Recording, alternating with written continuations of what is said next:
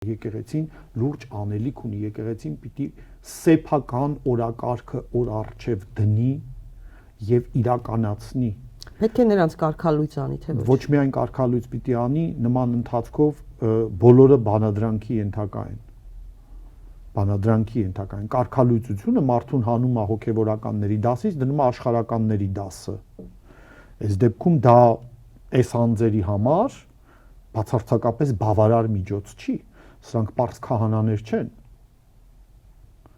Այստեղ հստակ բանադրանք պիտի կիրառվի եւ ոչ միայն իրանց նկատմամբ, այլ նաեւ օրվա իշխանությունների համար, ինչը նաեւ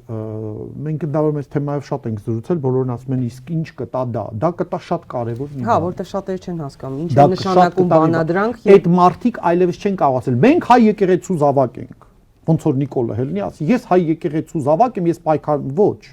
Հայ եկեղեցի ինքն է սահմանում, թե ով է իր զավակը եւ ով ոչ։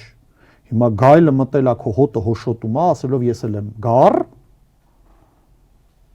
ու հովիվը ձեն չի համ, ասում հա լավ ինքն էլ է գառ, տենց չի լինում։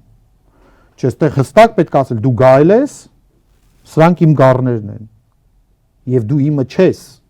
մերժում եմ քեզ, դուրս եմ դնում։ Այս դեպքում որևէ մեկը չի կարող այլևս խոսալ իբրև հայ եկեղեցու անդամ, ներկայանալ իբրև հայ եկեղեցու եւ դրանից հետո նաեւ կարող կիրառվի նաեւ նզովքը։